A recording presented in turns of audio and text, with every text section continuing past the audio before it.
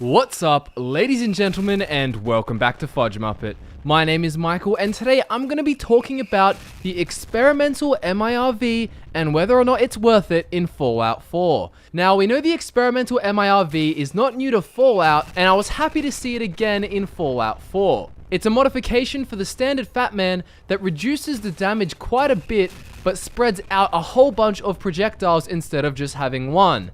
Now for this video, I'm going to be using a legendary Fat Man that you buy from Arturo in Diamond City Market, so if you want to get it, go there, and what this does is actually shoot 2 projectiles. I thought I'd use this for this video just to make it more exciting and more explosive. The awesome thing about this is that when we use the experimental MIRV, we're going to see even more explosions. There's 2 clusters that rain down on your enemies. But moving on to whether or not the MIRV is worth it over the standard Fat Man. Now, besides less damage, it has more spread, but it has way less range. I found that when using the experimental MIRV, most of the enemies I wanted to hit that I could easily hit with a standard Fat Man were simply out of reach. The MIRV seemed great for enemies who were above me in boats or on top of houses or on bridges, and great for enemies who are below me, such as those in the bottom of deep quarries.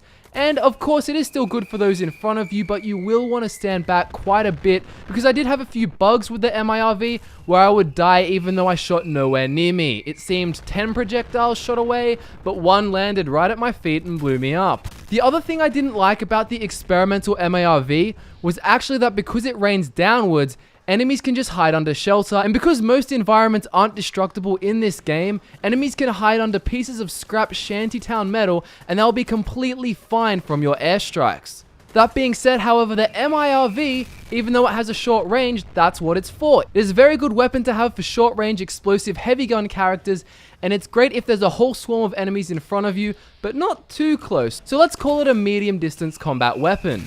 Something I do think the MIRV would be worth it for, strangely enough, is a stealth character. Now this may sound very strange at first, however with a stealth character, you can have a sniper for example, and anything that's long distance you take out with your sniper stealthily. But then as soon as there's a situation, such as a whole bunch of enemies in a building and you can't get a sight on them from the front, you can head to the skies, use the MIRV, and rain hell down upon them. You can also get into a medium close-ish distance with the MIRV without being detected if you're a stealth character, and even after the explosions go off, most of the enemies should be dead, so you shouldn't have a problem, but even if they aren't, you shouldn't be detected. My character has no sneak investment whatsoever, and I could use the MIRV while sneaking, and it would only say caution on the screen. I would never be detected straight away if I was hiding. Therefore, if you have a character that has invested heavily in stealth, this would be awesome.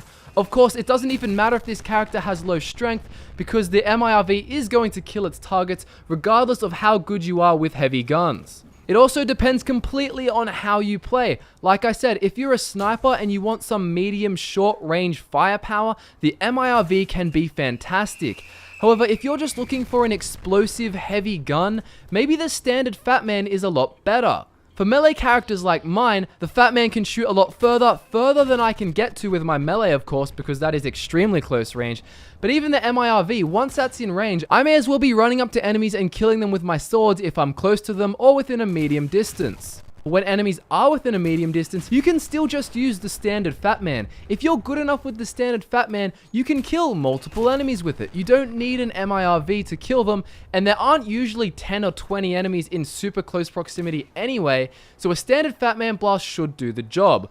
Of course, the other thing about the MIRV, especially with the big boy, is it is extremely fun. I really loved making this video simply because of the mass crazy explosions I could cause, but as you can see on the screen, even when you shoot the MIRV, you don't get heaps of kills unless there happen to be a whole bunch of enemies out in the open where the MIRV missiles have a clear shot on them. And that's about it, guys. Experimental MIRV is really up to you. If you're a melee character who also uses heavy guns, perhaps the standard Fat Man's a lot better for you. It does more damage, has longer range, and it's a lot easier to use without killing yourself. If you're a stealth character or simply want some sort of airstrike for whatever reason, the MIRV works great. You can take enemies out from a distance with your sniper if you're a sniper character. You don't even have to be a stealth character, just any long-range rifle character.